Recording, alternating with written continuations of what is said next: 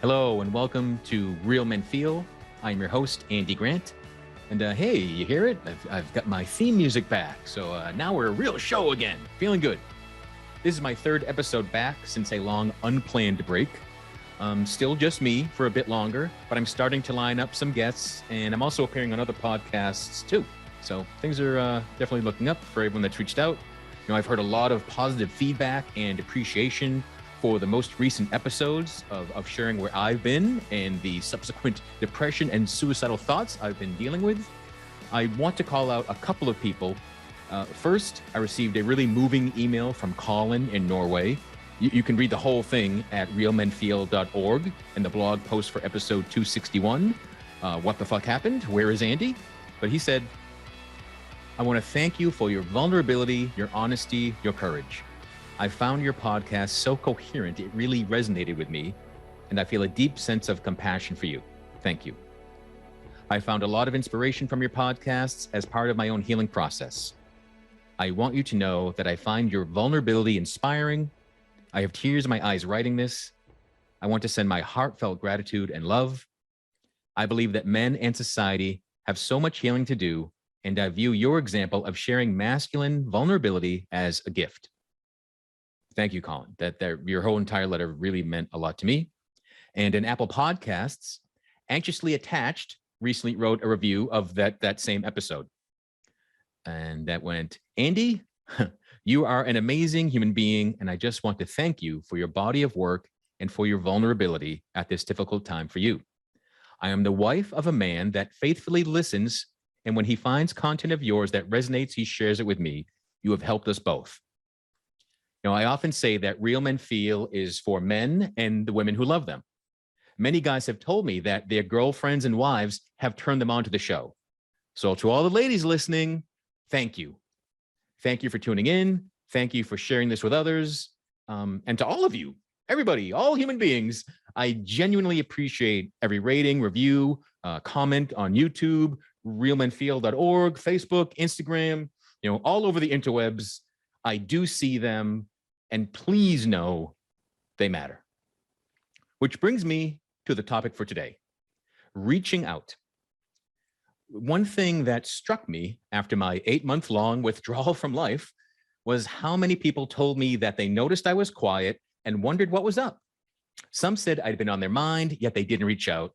Some said they energetically reached out, but were quickly shut down, which I get. I was doing that. I definitely closed down and was putting out every possible vibe that says, leave me the fuck alone. But some persisted. I want to urge you to contact people when they're on your mind. There's a reason they are popping up into your awareness, and you don't know why. A quick text. Hey man, thinking of you. Hope you're well. Doesn't have to be a big thing. Doesn't have to be intense. But for months, one of the stories that I was able to tell myself was that nobody notices my absence and nobody cares. I had gone months without a Real Men Feel episode or any social media posts. I could easily ignore one person every few weeks sending a message or an email. It was much harder to tell myself I had no friends when I was hearing from 3 to 5 to 6 people every day for multiple days in a row. So all those people reaching out, it helped shift my momentum. When I finally did speak up and share what'd been going on back just July 1st, the number of people who said that I'd been on their mind or that they considered reaching out to me but didn't made me wonder why that is. I think part of it is the way that polite society tells us not to feel, that negative emotions are bad. Keep your shit to yourself. Suck it up, right? That's the ever-present vibe for all of us. People keep telling me that my vulnerability is inspiring. Well, I assure you, when I'm in the midst of my shit, sharing it doesn't feel inspiring at all. Perhaps one reason for not reaching out to someone is a fear of how they are doing. What might their mental, emotional, or spiritual state bring up for you? We are all mirrors for each other. But again, we've all been trained that daily life is just about asking, how you doing? What's up? How's it going? And we don't even listen for the response because it's usually fine, good, thanks, nothing much. right? That polite, surface level non-conversation. That's what most people are used to. Be willing to go deeper. I make it a point of asking, how are you? Really? That lets people know that I'm eager to go beyond the polite surface level bullshit. As someone who ignored people who reached out, I want to assure you that even if your message is shunned, it has an impact. I had convinced myself that I didn't want to feel better. Part of shutting down was acting as if I was dead, right? I was gone. If you think of someone and decide to check in with them, don't take being ignored personally. Don't try to take ownership of someone else's energy or mood. Be as persistent as you're comfortable with. Friends who contacted me once, were rebuffed, and then went silent, well, that made it easy for me to ignore them. The people who reached out to me more than once, they made it much harder for me to pretend that nobody cared, for me to pretend that I didn't exist. Now, I repeat, never take being ignored personally.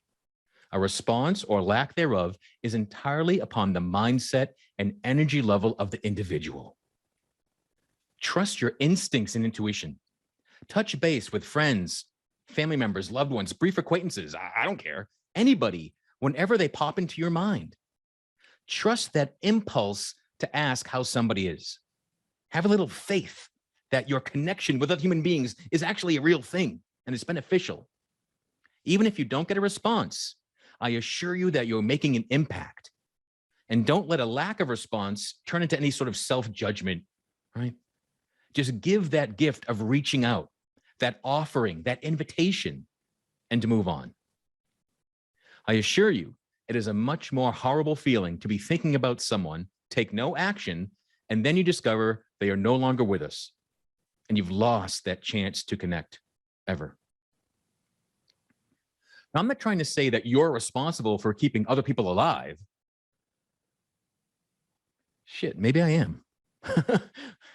Not in a blaming way, but perhaps we are all responsible for keeping each other going. We're responsible for keeping each other alive. Yeah, I like that. Let that be the point of social media, right? Wouldn't that be amazing? We are all in this together, this thing called life. So please trust those hunches, the nudges, the thoughts. Give the people that pop into your awareness the quick check-in. You may just find you save a life. You may find you feel good.